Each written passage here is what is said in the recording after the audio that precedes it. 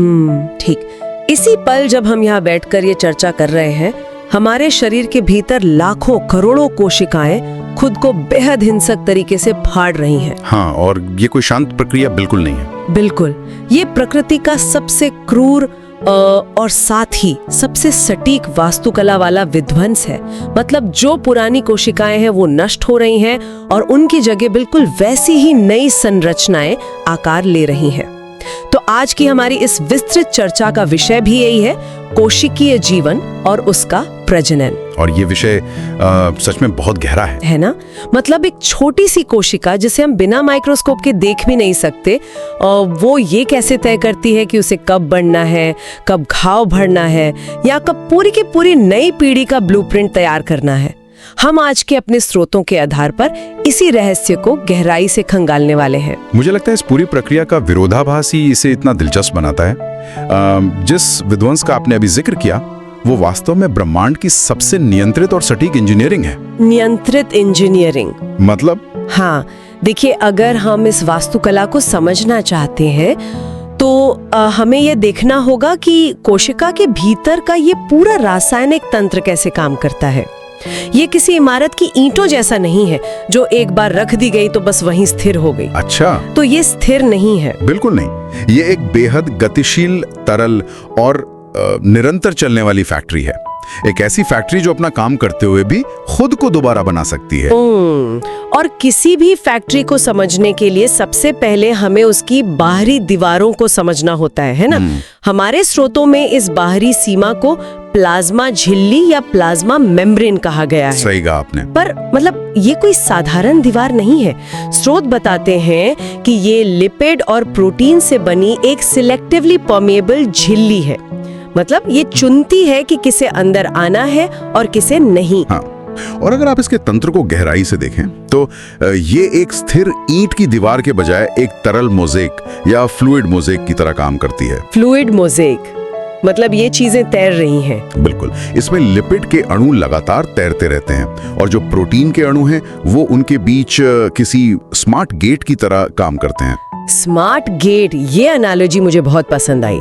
तो ये smart gate काम कैसे करता है? ये पूरी तरह से रासायनिक स्तर पर काम करता है। देखिए, लिपिड की जो दोहरी परत होती है उसका बाहरी हिस्सा पानी को पसंद करता है, लेकिन अंदरूनी हिस्सा पानी से नफरत करता है। ओह, तो मतलब पानी सीधा अंदर नहीं जा सकता। एकदम सही। कोई भी पानी में घुलनशील चीज आसानी से इस झिल्ली को पार नहीं कर सकती।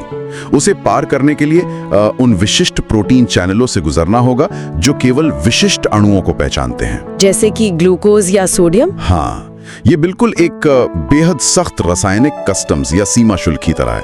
बिना सही पहचान के अंदर जाना मना है। अरे वाह!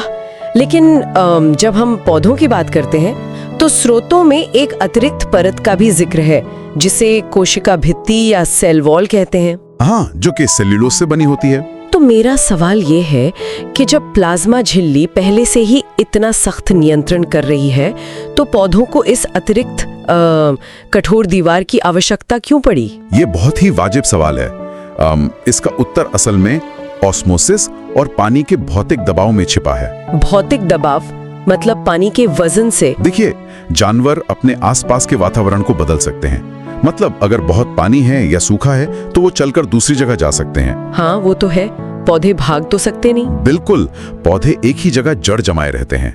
तो जब बाहर पानी का घनत्व कोशिका के भीतर से बहुत ज्यादा होता है, जिसे हम विज्ञान की भाषा में हाइपोटोनिक वातावरण कहते हैं, तो ऑस्मोसिस के कारण पानी तेजी से कोशिका के अंदर घुसने लगता है। ओह, तो अगर पानी लगातार अंदर आता रहे तो कोशिका तो गुब्बारे की तरह फूलकर फट जाएगी, है ना? एकदम सही कहा आपने।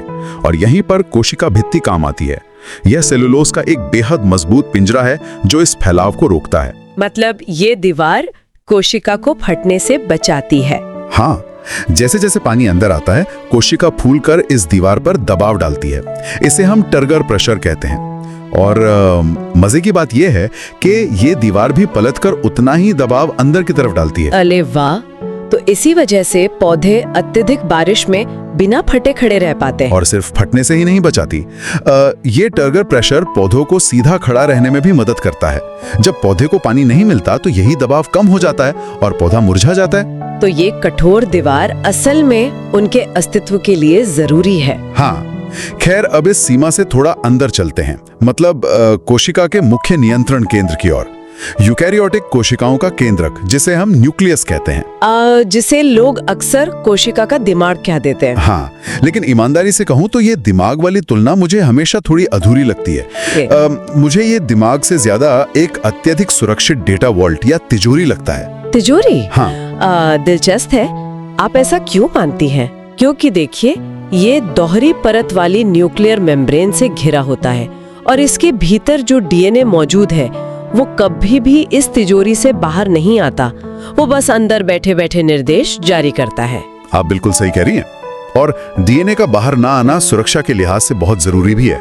वो कैसे? क्योंकि कोशिका का बाकी हिस्सा रसायनों और एंजाइमों से भरा एक बहुत ही खतरनाक वातावरण है। अगर हमारा मुख्य ब्लूप्रिंट वहां चला गया और किसी रसायन से टकरा गया तो वो नष्ट हो सकता है।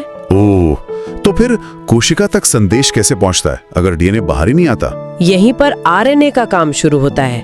जब कोशिका को कोई काम करना होता है, जैसे कोई प्रोटीन बनाना है, तो डीएनए अपने उस हिस्से की एक छोटी सी अस्थायी कॉपी बनाता है। इसे मैसेंजर आरएनए या एमआरएनए कहते हैं। अच्छा, तो केवल ये मैसेंजर ही उस तिजोरी से बाहर निकलता है? बिल्कुल, केवल संदेशवाहक बाहर जाता है। राजा अपनी तिजोरी में ही रहता है। और जब वो आरएनए बाहर आता है तो स्रोत बताते हैं कि वो सीधा एंडोप्लाज्मिक रेटिकुलम या ईआर के पास जाता है। हाँ, जो कि एक बहुत ही जटिल नेटवर्क है। और इसके एक हिस्से पर राइबोसोम चिपके होते हैं। मतलब ये राइबोसोम इस आरएनए को पढ़ते हैं और अमीनो एसिड को जोड़कर एक असल भौतिक प्रोटीन का निर्माण करते हैं। ये वाकई में एक चमत्कार जैसा है।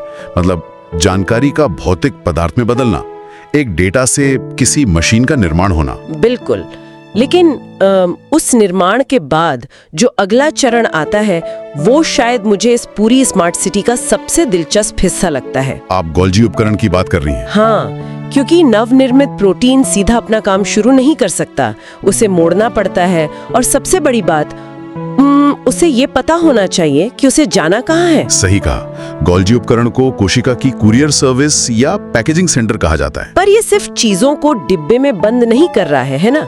ये रासायनिक टैगिंग कर रहा है। बिल्कुल। मान लीजिए राइबोसोम ने एक ऐसा एंजाइम बनाया है जिसे पेट में खाना पचाने के लिए बाहर जाना है, तो गोल्जी उपकरण उस प्रोटीन पर कार्बोहाइड्रेट के कुछ अणुओं को एक विशिष्ट क्रम में चिपका देता है। मतलब एक तरह का पिन कोड लगा देता है? एकदम सही।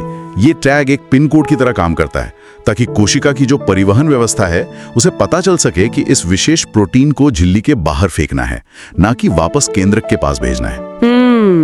और अगर ये रासायनिक पिन कोड सिस्टम थोड़ा सा भी गलत हो जाए तो इसके परिणाम बहुत भयंकर हो सकते हैं। अगर गोल्जी उपकरण एक अणु की भी गलती कर दे तो प्रोटीन गलत जगह पहुंच जाएगा और यही कई गंभीर बीमारियों का कारण बनता है। बाप रे, ये सब इतना सूक्ष्म है और इतना सटीक है। खैर, अगर हम पौधों की कोशिकाओं पर वापस लौटें तो स्रोतों में कुछ और विशिष्ट संरचनाओं का जिक्र है जो जानवरों में बिल्कुल नहीं होती। हाँ, जैसे कि रिक्तिकाएं या वैक्यूल्स और प्लास्टिड्स। और पौधों में ये जो वैक्यूल्स होते हैं, ये कोई छोटी मोटी संरचना नहीं है। मैंने पढ़ा है कि ये कोशिका का 50 से 90% तक हिस्सा घेर सकते हैं। बिल्कुल। और ये सिर्फ कचरा या पानी जमा करने के टैंक नहीं है, ये उसी टर्गर प्रेशर को बनाए रखने का मुख्य स्रोत है जिसकी हमने पहले बात की थी। ओह, तो ये अंदर से वो दबाव बनाते हैं। और जहां तक प्लास्टिड्स की बात है, स्रोत क्रोमोप्लास्ट और ल्यूकोप्लास्ट के बीच बहुत ही स्पष्ट अंतर करते हैं। हाँ, जैसे क्लोरोप्लास्ट जो कि एक तरह का क्रोमोप्लास्ट ही है। सही कहा। और इसी क्लोरोप्लास्ट के भीतर हरा वर्णक क्लोरोफिल होता है। मतलब यही वो चीज है जो सूर्य के प्रकाश के फोटोन को पकड़कर उसे रासायनिक ऊर्जा में बदलती है, जो कि पृथ्वी पर जीवन का सबसे बुनियादी ऊर्जा स्रोत है। अगर ये ना हो तो पूरी खाद्य श्रृंखला ही खत्म हो जाएगी। और ल्यूकोप्लास्ट का क्या काम है? ल्यूकोप्लास्ट उस ऊर्जा को स्टार्च, तेल या प्रोटीन के रूप में भविष्य के लिए भंडारित करते हैं। मतलब ये पौधों का अपना आत्मनिर्भर ऊर्जा उत्पादन और भंडारण चक्र है। ये सब इतना जटिल है और ये सब यूकैरियोटिक कोशिकाओं के अंदर हो रहा है। मतलब झिल्लियों से घिरे हुए इन जटिल अंगों का पूरा एक शहर है। हाँ, एक पूरी की पूरी स्मार्ट सिटी। लेकिन हमारे स्रोत हमें प्रोकैरियोटिक कोशिकाओं की याद भी दिलाते हैं। जैसे कि बैक्टीरिया। जो कि संरचना में बहुत अलग होते हैं। बिल्कुल, इनमें ना तो कोई सुरक्षित केंद्रक है, ना ईआर है और ना ही कोई गोल्जी उपकरण। इनका डीएनए तो बस कोशिका द्रव्य में एक गुच्छे की तरह ऐसे ही पड़ा रहता है, जिसे न्यूक्लियोइड कहते हैं। हाँ, तो मतलब इन्हें अक्सर आदिम या बहुत ही पिछड़ा हुआ मान लिया जाता है, लेकिन अगर मैं इसे विकासवादी नजरिए से देखूं तो मुझे बहुत प्रभावी लगता है। क्या वे सच में पिछड़े हुए हैं? ये बहुत ही अच्छा नजरिया है। प्रोकैरियोटिक संरचना कोई खामी या पिछड़ापन नहीं है। ये असल में बचने की यानी सर्वाइवल की एक बिल्कुल अलग रणनीति है। वो कैसे? देखिए, यूकैरियोटिक कोशिकाएं बहुत सारा समय और ऊर्जा अपने इन जटिल अंगों के रखरखाव में लगाती हैं। उन्हें विभाजित होने में घंटों या दिन लग सकते हैं। क्योंकि उन्हें इतनी सारी मशीनों की कॉपी बनानी होती है ना। बिल्कुल, लेकिन इसके विपरीत प्रोकैरियोटिक कोशिकाएं इतनी सरल होती हैं कि वे मात्र 20 मिनट में, जी हाँ, सिर्फ 20 मिनट में अपना डीएनए कॉपी करके 2 हिस्सों में बंट सकती हैं। अरे वाह, सिर्फ 20 मिनट में? हाँ, उनका उद्देश्य जटिलता नहीं है बल्कि गति और संख्या है। अगर कोई जीव 20 मिनट में अपनी आबादी दोगुनी कर सकता है तो उसे किसी कुरियर सर्विस या डेटा वॉल्ट की जरूरत ही नहीं है। ये तो सीधा सा गणित है, मतलब गुणवत्ता बनाम मात्रा। बहुत ही शानदार रणनीति है। अब जब हम देख चुके हैं कि एक कोशिका कितनी जटिल मशीनरी का घर है, तो मेरे दिमाग में सबसे बड़ा सवाल आ रहा है, क्या ट्री खुद को इतनी सटीकता से कैसे दोहराती है? स्रोत सामग्री इसके लिए समसूत्री विभाजन या माइटोसिस की प्रक्रिया को समझाती है। हाँ, माइटोसिस हमारे शरीर के विकास और मरम्मत का आधार है। इसमें एक मात्र कोशिका या मदर सेल विभाजित होकर 2 बिल्कुल समान डॉटर सेल्स बनाती है ना? बिल्कुल, और इस प्रक्रिया का मुख्य लक्ष्य यही है कि मूल ब्लूप्रिंट में 1% का भी बदलाव किए बिना उसकी 100% सटीक नकल तैयार की जाए। इसे समझने के लिए स्रोतों में दिए गए चित्र 5.7 पर ध्यान देना बहुत जरूरी है। हाँ, वो चित्र इसे बहुत अच्छे से समझाता है। मान लीजिए हमारे पास एक मदर सेल है, उसके केंद्रक में 4 गुणसूत्र या क्रोमोसोम्स हैं, 2 लाल रंग के और 2 हल्के नीले रंग के। ठीक है। अब विभाजन के बाद जो 2 नई डॉटर सेल्स बनती हैं, उनमें भी बिल्कुल वही 4 गुणसूत्र मौजूद होते हैं, मतलब दोनों में 2 लाल और 2 नीले। हाँ, जो कि गणित के हिसाब से थोड़ा अजीब लगता है। वही तो, यही मेरा सवाल है। अगर आप 4 चीजों को 2 हिस्सों में बांटेंगे तो दोनों के पास 2-2 चीजें आनी चाहिए, है ना? लेकिन यहाँ दोनों के पास वापस 4-4 कैसे आ गई?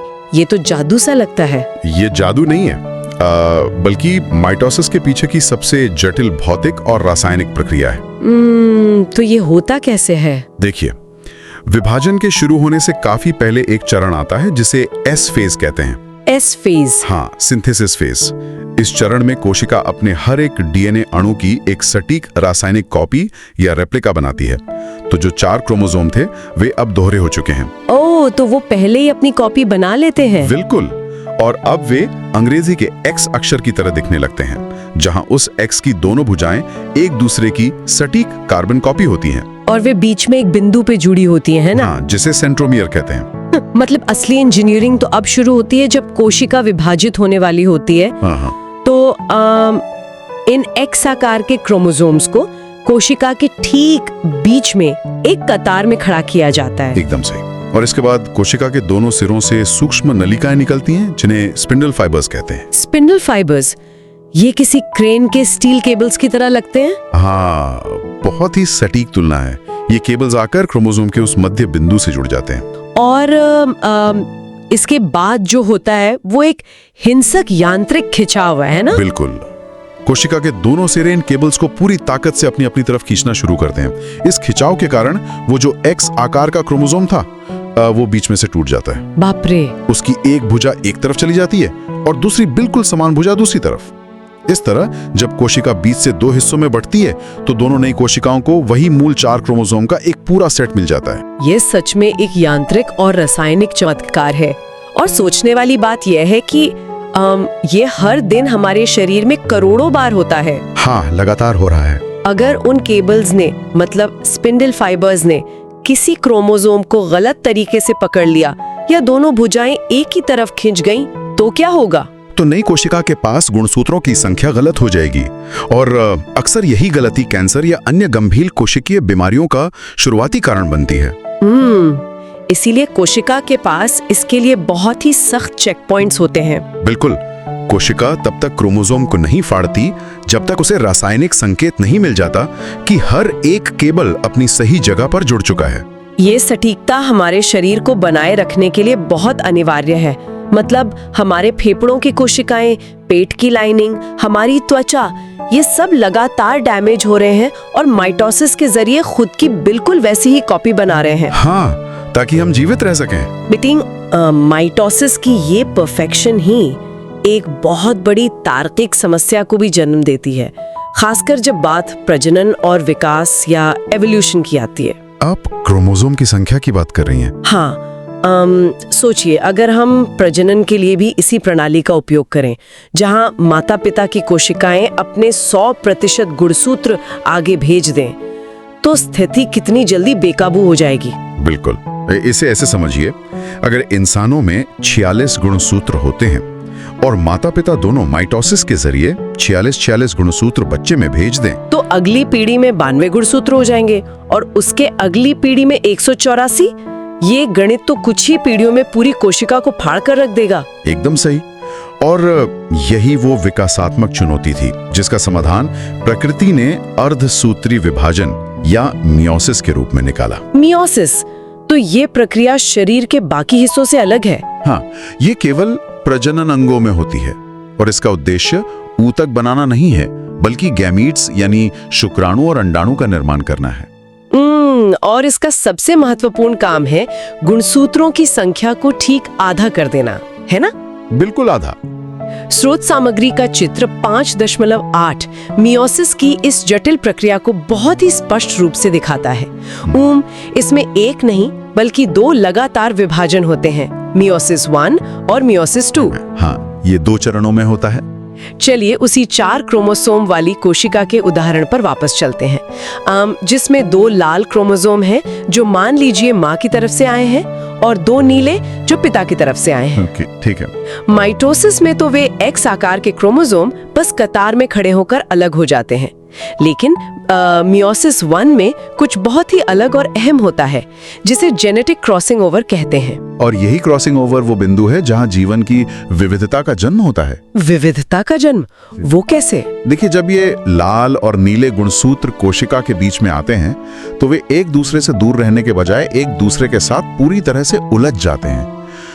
वे भौतिक रूप से एक दूसरे के ऊपर लिपट जाते हैं। और ये सिर्फ एक दूसरे के पास आना नहीं है, इस उलझने की प्रक्रिया में क्रोमोसोम भौतिक रूप से टूटते हैं और अपने हिस्से एक दूसरे के साथ बदल लेते हैं। हाँ, बिल्कुल ऐसा ही होता है। चित्र में ये बहुत साफ दिखता है कि गुणसूत्रों की भुजाओं पर लाल और नीले रंग का मिश्रण हो गया है। मतलब एक मुख्य रूप से लाल क्रोमोसोम के ऊपर अब एक नीला पैच है और नीले वाले के ऊपर एक लाल पैच है। सही कहा। ये केवल आनुवांशिक कार्ड्स को फेंटना या शफल करना नहीं है, ये तो ऐसा है जैसे ताश के 2 पत्तों को बीच से फाड़कर उनके हिस्सों को एक दूसरे के साथ टेप से जोड़ दिया गया हो। तुलना बहुत सटीक है और इससे क्रॉसिंग ओवर की जटिलता और इसके जोखिम का भी सही अंदाजा लगता है। जोखिम? कैसा जोखिम? डीएनए के स्ट्रैंड्स को काटना और वापस जोड़ना एक बेहद खतरनाक प्रक्रिया है। अगर ये थोड़ा सा भी गलत जुड़ा तो कोई बहुत ही महत्वपूर्ण जीन नष्ट हो सकता है। बाप रे! फिर भी कोशिकाएं हर बार प्रजनन के समय ये जोखिम उठाती हैं? हाँ, क्योंकि ये जरूरी है। अगर ये क्रॉसिंग ओवर ना हो तो बनने वाले गैमीट सिर्फ माता या पिता के पुराने डीएनए का ही हिस्सा होंगे। क्रॉसिंग ओवर ये सुनिश्चित करता है कि जो भी नया क्रोमोसोम बने वो इस पृथ्वी पर पहले कभी मौजूद नहीं था। वो पूरी तरह से अद्वितीय है, एकदम यूनिक। ओह, तो क्या यही वो जादुई हिस्सा है जिसकी वजह से हम अपने माता पिता की बिल्कुल कार्बन कॉपी नहीं होते? एकदम सही, यही वो कारण है। कमाल है। खैर, इसके बाद मियोसिस 1 पूरा होता है और कोशिका 2 हिस्सों में बंट जाती हैं, जिनमें 2-2 एक्स आकार की क्रोमोसोम चले जाते हैं। लेकिन अभी तो गुणसूत्र आधे नहीं हुए हैं, वे अभी भी एक्स रूप में डबल है। हाँ, इसीलिए तुरंत मियोसिस 2 शुरू होता है। और यह चरण काफी हद तक माइटोसिस जैसा ही है ना? बिल्कुल। इसमें उन एक्स क्रोमोसोम को स्पिंडल फाइबर्स द्वारा बीच में से फाड़ा जाता है और अंततः एक मदर सेल से 4 नई डॉटर सेल्स या गैमीट्स बनती हैं। और इन चारों अंतिम कोशिकाओं में गुणसूत्रों की संख्या मदर सेल के मुकाबले सिर्फ आधी रह जाती है। मतलब अगर शुरुआत 4 से हुई थी तो अब हर एक में केवल 2 सिंगल क्रोमैटिड्स बचते हैं। हाँ, और सबसे खास बात यह है कि ये चारों कोशिकाएं आनुवंशिक रूप से एक दूसरे से पूरी तरह अलग होती हैं। यही कारण है कि एक ही माता पिता के अलग अलग बच्चे एक जैसे नहीं दिखते। बिल्कुल, मियोसिस के इस पूरे तंत्र के बिना हम इवोल्यूशन या विकास की कल्पना ही नहीं कर सकते। सही बात है। अगर हर जीव अपने माता पिता का सटीक क्लोन होता तो कोई भी एक बीमारी जैसे कोई नया वायरस पूरी की पूरी प्रजाति को एक ही बार में खत्म कर सकता था। हाँ, क्योंकि सबका डीएनए एक जैसा होता।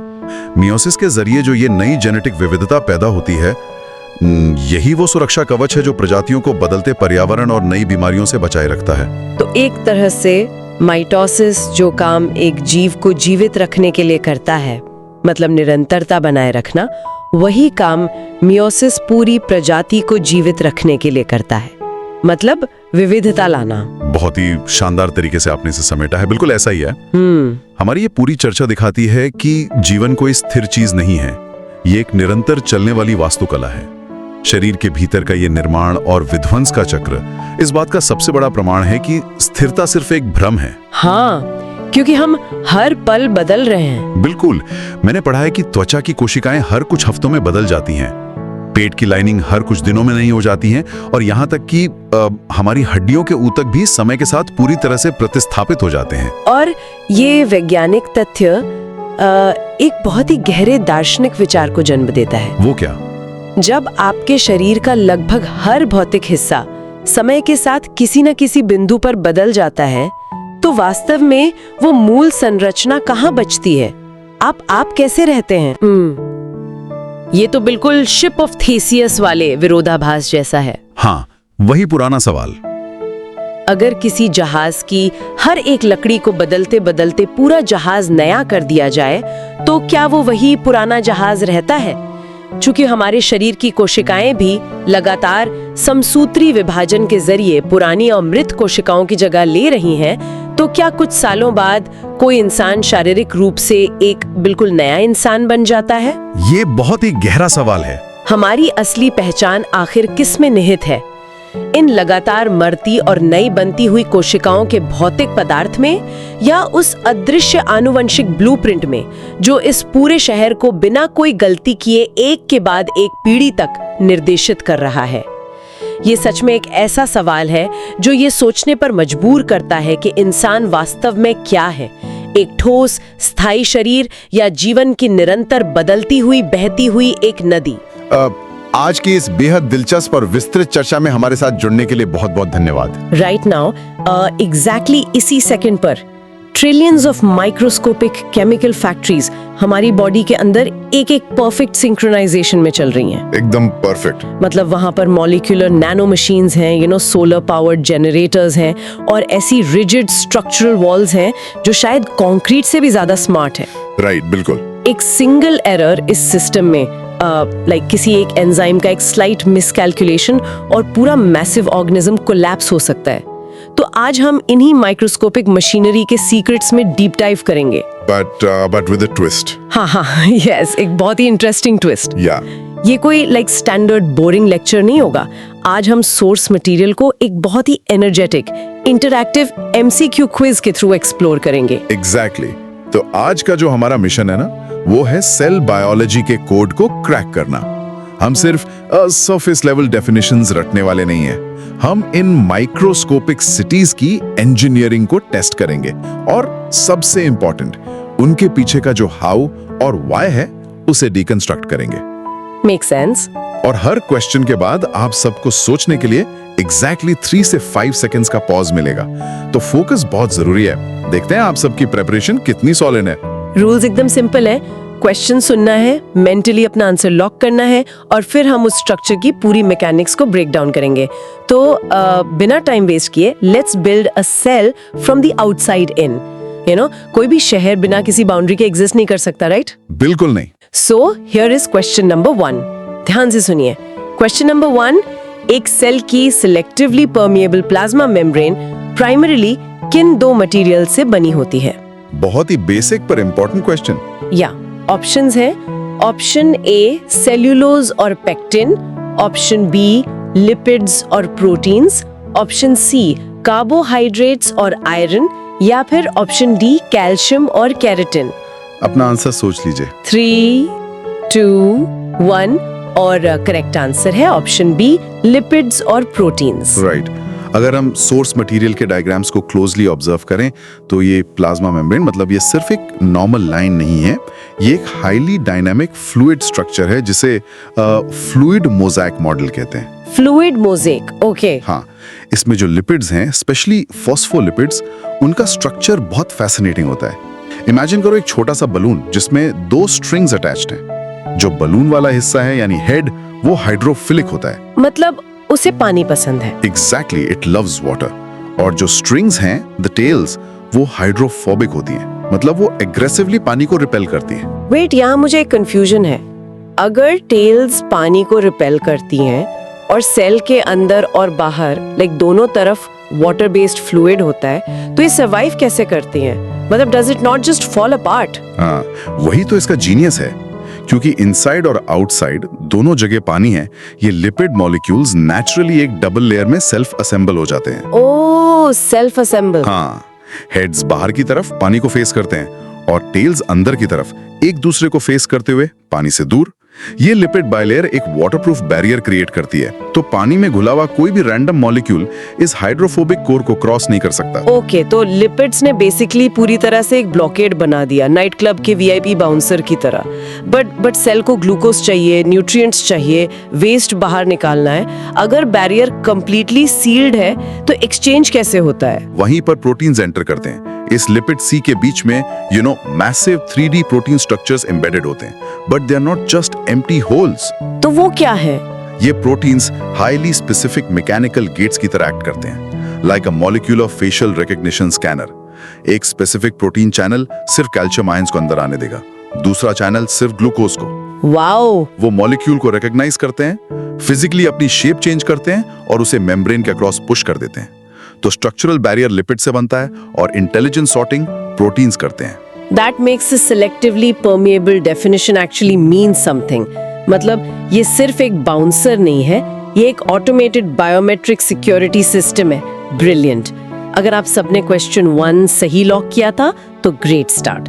कमेंट करके बताओ आपका स्कोर क्या है। बिल्कुल, एंगेजमेंट बनाए रखिए। नाउ प्लाज्मा मेम्ब्रेन हर सेल के लिए एक स्मार्ट सिक्योरिटी गेट है, बट प्लांट्स के पास एक एंटायरली डिफरेंट आर्किटेक्चरल प्रॉब्लम होती है, which brings us to question number 2. Let's hear it. Question number 2.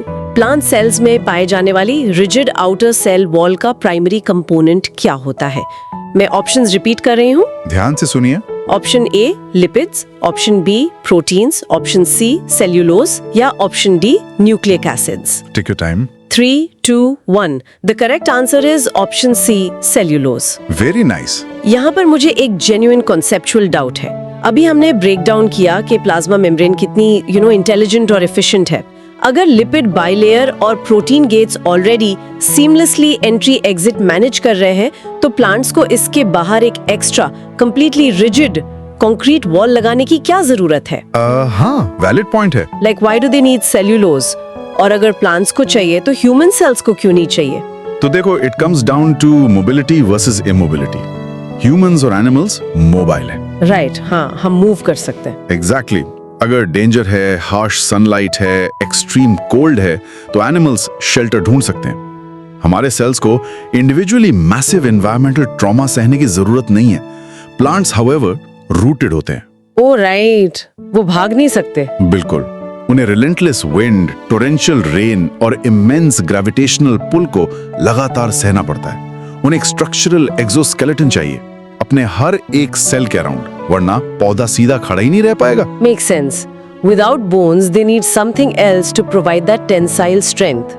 But ये सेल्यूलोज मैकेनिकली है क्या?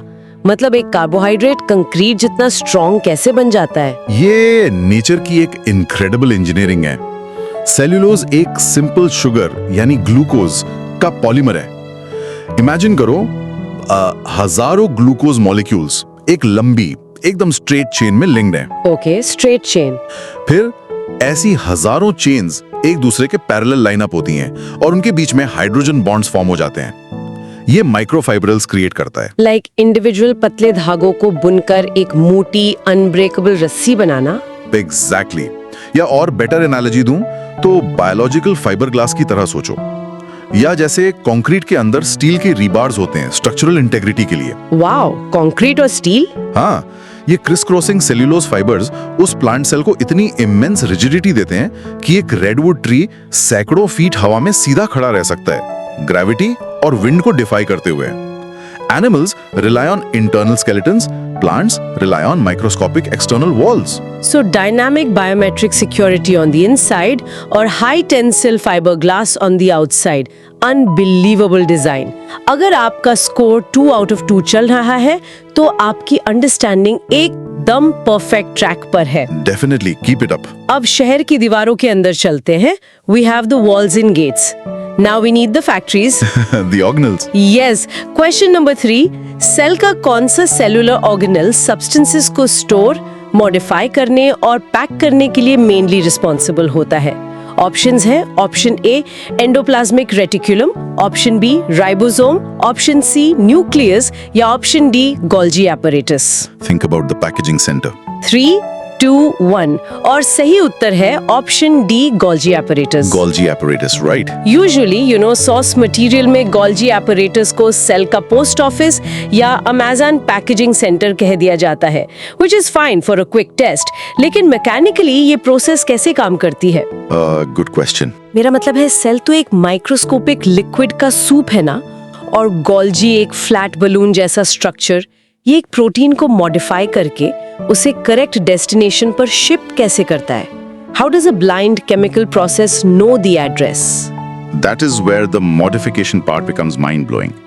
Endoplasmic reticulum raw proteins बनाता है और उन्हें गोल्जी के सिस फेस पर भेजता है, जो कि बेसिकली रिसीविंग डॉक है। ओके, पैकेज रिसीव हो गया। हाँ, फिर गोल्जी एपरेटस उन रॉ प्रोटीन्स को अंदर लेता है और केमिकल एंजाइम्स उनमें स्पेसिफिक मॉलिक्यूलर टैग्स अटैच करते हैं। यूजुअली ये कॉम्प्लेक्स शुगर मॉलिक्यूल्स होते हैं। इस प्रोसेस को ग्लाइकोसिलेशन कहते हैं। और ये शुगर मॉलिक्यूल्स एड्रेस लेबल्स की तरह काम करते हैं? Literally yes. ये sugar tags chemical zip codes की तरह फंक्शन करते हैं। एक बार टैगिंग हो गई तो गोल्जी उन प्रोटीन्स को अपने मेम्ब्रेन के एक छोटे से हिस्से में पिंच ऑफ कर देता है, creating a tiny bubble called a vesicle. This is the shipping box. Okay, box ready है, लेबल लगा हुआ है, but it still has to physically move across the cell. क्या ये बस रैंडमली फ्लोट करता रहता है और उम्मीद करता है कि सही जगह टकरा जाएगा? बिल्कुल नहीं। और यहीं पर सेल बायोलॉजी की सबसे साइफाई जैसी रियलिटी सामने आती है। सेल के अंदर माइक्रोट्यूब्यूल ट्रैक्स का एक पूरा हाईवे सिस्टम होता है। स्पेसिफिक मोटर प्रोटीन्स जैसे काइनेसिन आकर उस वेसिकल से अटैच होते हैं। Motor proteins? हाँ, ये मोटर प्रोटीन्स उस केमिकल जिप कोड को रीड करते हैं और लिटरली अपने 2 माइक्रोस्कोपिक पैरों से चलकर उस वेसिकल को साइटोस्केलेटन हाईवेज पर टो करते हुए एग्जैक्ट डेस्टिनेशन तक ले जाते हैं। Wait, are you serious? Motor proteins actually इन बबल्स को कैरी करते हुए सेल के अंदर ट्रैक्स पर चलते हैं? एब्सोल्युटली। और उनके हर एक स्टेप के लिए केमिकल एनर्जी यानी एटीपी की जरूरत होती है। तो गोल्जी सिर्फ चीजों को पैक नहीं करता, वो एक highly complex mechanised logistics network को कोऑर्डिनेट करता है, जो किसी भी मॉडर्न सप्लाई चेन को टक्कर दे सकता है। That completely shatters the illusion कि सेल सिर्फ फ्लोटिंग केमिकल्स का सूप है।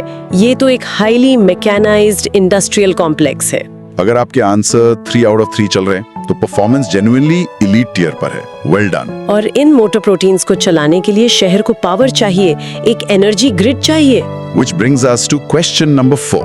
Let's go. Question number 4. किस स्पेसिफिक टाइप के प्लास्टिड में क्लोरोफिल होता है जो फोटोसिंथेसिस की कॉम्प्लेक्स प्रोसेस परफॉर्म करता है? Options are option A chloroplast, option B leucoplast, option C vacuole या ऑप्शन डी राइबोसोम। ये तो सबको पता होना चाहिए। 3, 2, 1 करेक्ट आंसर है option A chloroplast. The classic solar powered kitchen of the plant cell. हाँ, आई नो क्लोरोफिल प्लांट्स को ग्रीन बनाता है और वो लाइट अब्सॉर्ब करता है, but what is the actual physics here? मतलब लाइट बस एक पत्ते पर गिरती है और समहाउ एक शुगर मॉलिक्यूल पॉप आउट हो जाता है। क्लोरोप्लास्ट के अंदर एक्चुअल में चल क्या रहा है?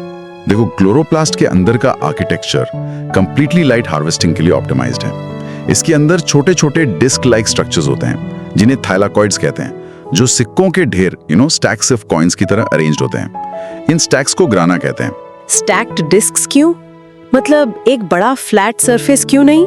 सरफेस एरिया, उन्हें स्टैक करने से एक माइक्रोस्कोपिक वॉल्यूम के अंदर immensely massive surface area create होता है। इन्हीं थाइलाकॉइड मेम्ब्रेन्स के अंदर क्लोरोफिल मॉलिक्यूल्स एम्बेडेड होते हैं। ओके।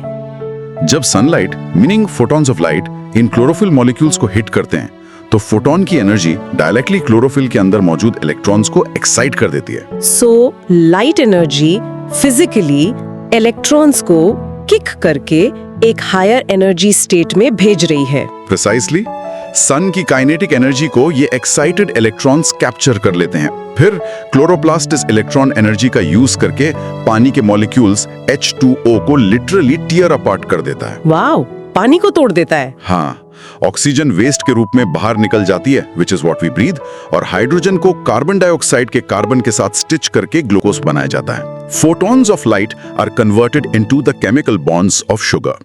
ये quantum mechanical process planet Earth के लगभग हर फूड चेन का फाउंडेशन है। तो ये सिर्फ एक किचन नहीं है, ये एक क्वांटम एनर्जी कन्वर्जन प्लांट है। हम जितना डीप जाते हैं ये माइक्रोस्कोपिक वर्ल्ड उतना ही इंसेन होता जाता है। Super cool.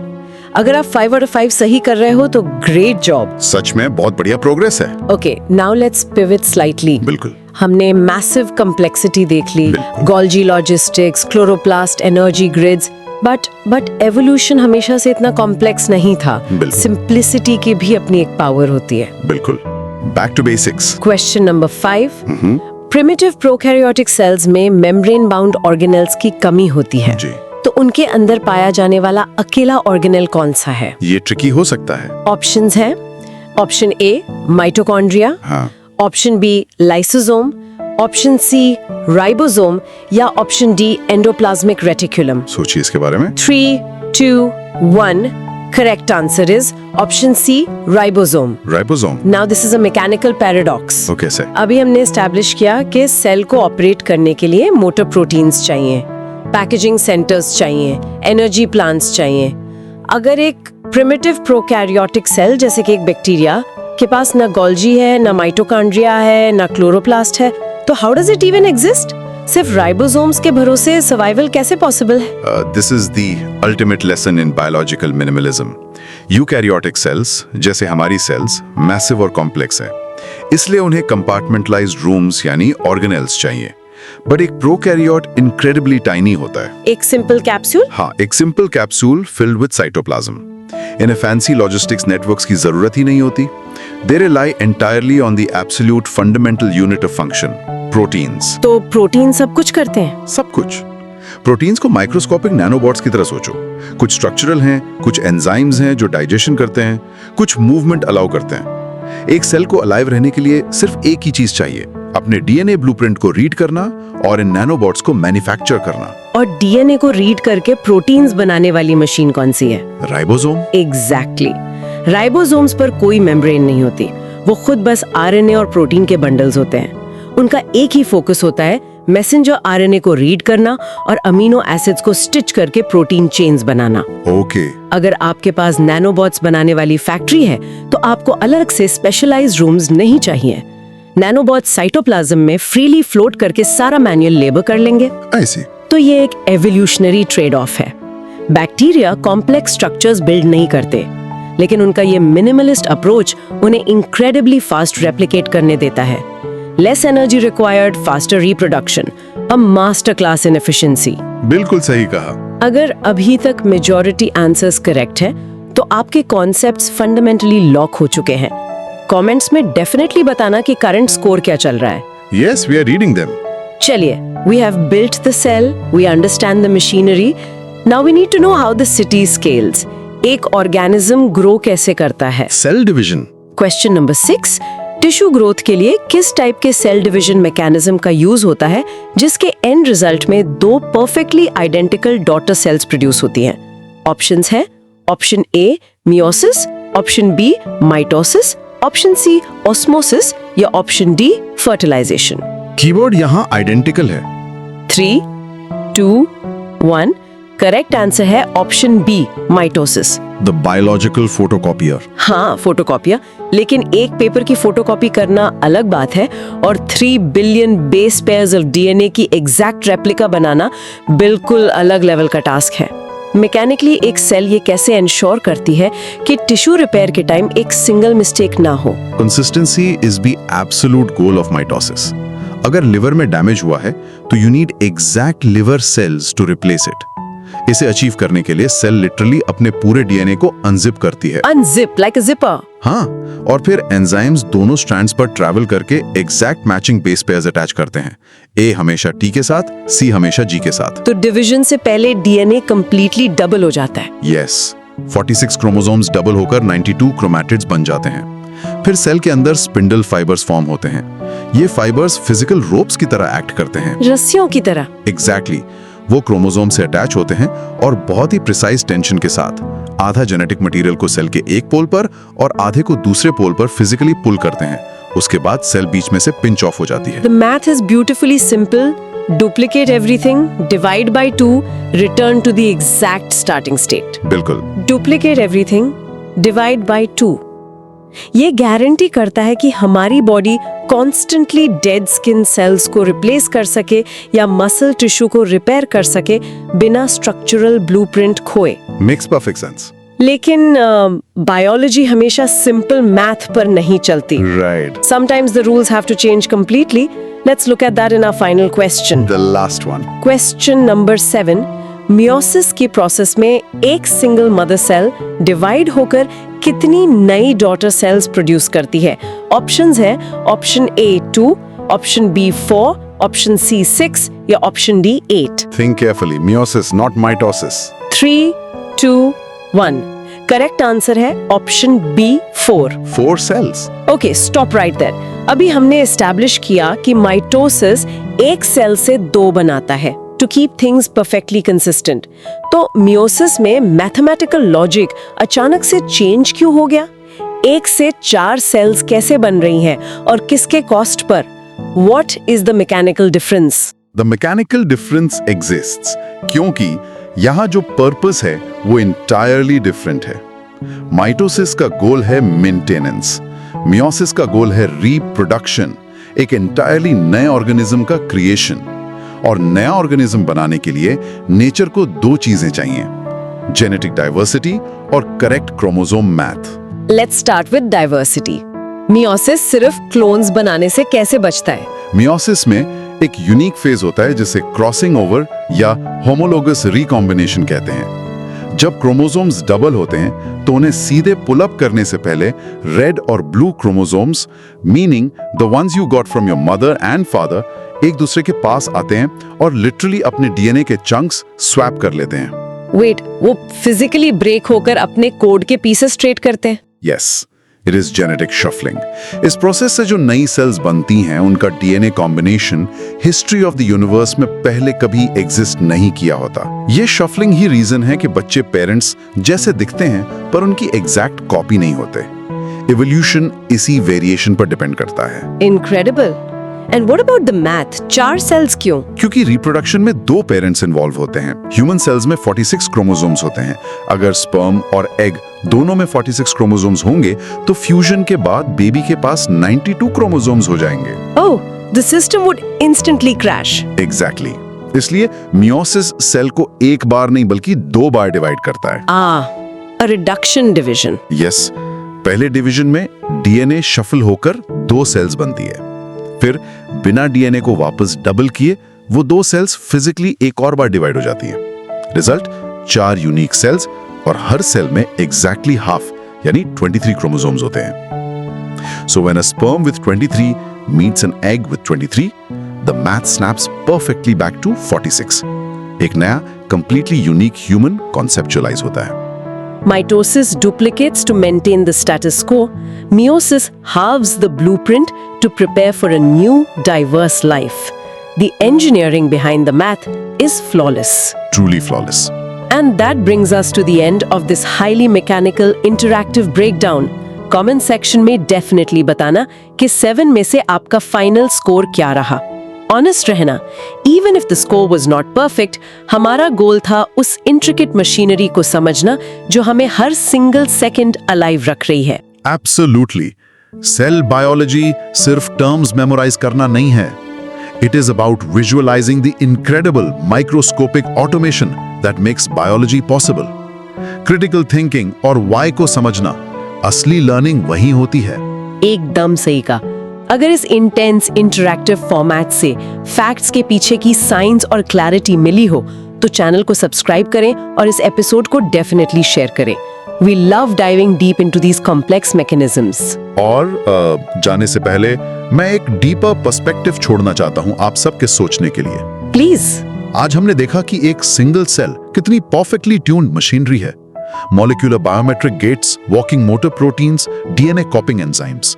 जरा इमेजिन कीजिए अगर इस माइक्रोस्कोपिक सिटी का सिर्फ एक मैकेनिज्म, से द माइटोसिस ब्रिक्स, अगर वो कॉपिंग प्रोसेस रुकने का सिग्नल मिस कर दे और वो डिवाइड करती रहे, कॉपीज पर कॉपीज बनाती रहे। That unrestrained, continuous cellular division, you're describing cancer. Yes, एक माइक्रोस्कोपिक स्विच का फेल होना, एक सिंगल सेलुलर एरर, एक मैसिव मैक्रोस्कोपिक ऑर्गेनिज्म के एग्जिस्टेंस को थ्रेटन कर सकता है। That is the fragile, terrifying and beautiful reality of our biology. Think about that the next time you look in the mirror. A profound and chilling reality to end on. आज के session के लिए बस इतना ही। अपने आसपास की दुनिया के मैकेनिक्स पर क्वेश्चन करते रहिए और हम आपसे मिलेंगे नेक्स्ट डीप डाइव में।